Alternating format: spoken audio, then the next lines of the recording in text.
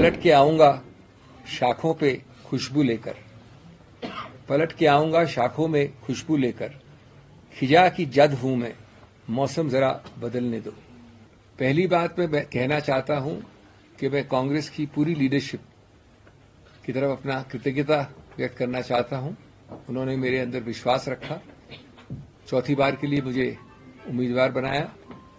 मैं तहे दिल से माननीय कांग्रेस अध्यक्ष, पूर्व कांग्रेस अध्यक्ष श्रीमती सोनिया गांधी, शीर्षस्थ नेतृत्व जो भी है, सबको धन्यवाद देना चाहता हूं। दूसरी बात, मैं तहे दिल से माननीय मुख्यमंत्री को और हर एमएलए जो यहां बैठे हैं, जो आपको दिख रहे हैं, कुछ नहीं दिख रहे हैं, उनको जेन्युइन तहे दिल से धन्यवाद देना चाहता हूं।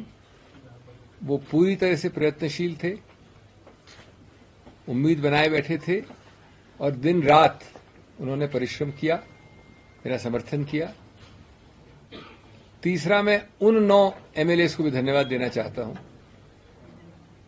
जिसमें से 9 के 9 कल रात तक हमारे साथ बैठे थे, खाना खाया था, जलपान किया था, फोटोज ली थी। उसके पहले जो बार बार हमसे मिले थे, मुझसे ही नहीं, मुख्यमंत्री जी से ही नहीं, लेकिन सब एमएलए से कई आश्वासन दिए थे और जिनमें से 3 आज हमारे साथ नाश्ता करके निकले थे।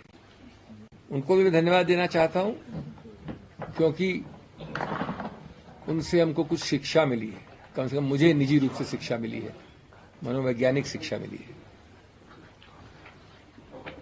मैं इस संदर्भ में एक विनम्रता से प्रश्न पूछना चाहता हूं। नहीं, सबसे पहले, उससे पहले मैं माननीय हर्ष महाजन जी को तहे दिल से धन्यवाद, तहे दिल से बधाई देना चाहता हूं। वो जीते हैं और उनका हक बनता है बधाई प्रदान करने का।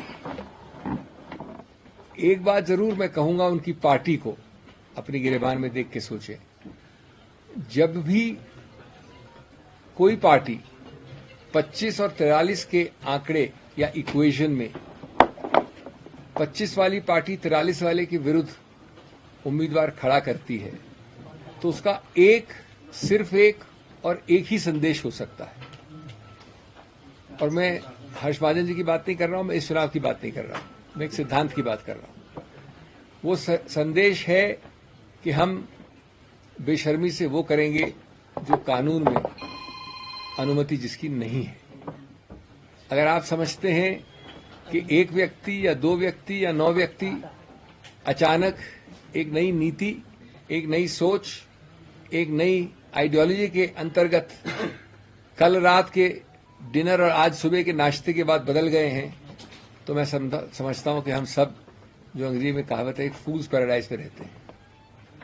ये बदलाव बहुत दुर्भाग्यपूर्ण है भारत के लिए और विशेष रूप से हिमाचल प्रदेश के लिए, जिसकी संस्कृति, जिसके पहाड़ी या नीचे रहने वाले लोग इस संस्कृति से अवगत नहीं थे कुछ समय पहले तक। अगर ये नए भारत, न्यू इंडिया की परिभाषा है, तो मैं तो पुराने भारत को ही प्रेफर करूंगा। हमने हारते हारते भी इतिहास बनाया है। इतिहास इसलिए कि इतनी जद्दोजहद की, इतना मन बदलाव किया, लेकिन एक और मन बदलाव नहीं कर सके, इसलिए 34-34 का स्वाभाविक आंकड़ा भारत में शायद पहली बार और आने वाले कई दशकों में वापस होने वाली नई चीज हुई है कि 34-34 का हमारे मित्रों के इतने प्रयत्न करने के बाद भी आंकड़ा आया।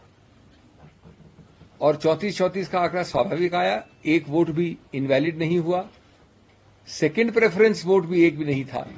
ये इस चुनाव की विशेषता है, शायद 75 साल में पहले कभी नहीं हुआ। और उसकी सबसे बड़ी विशेषता कि उसके बाद एक ड्रॉ ऑफ लॉट से निर्णय हुआ।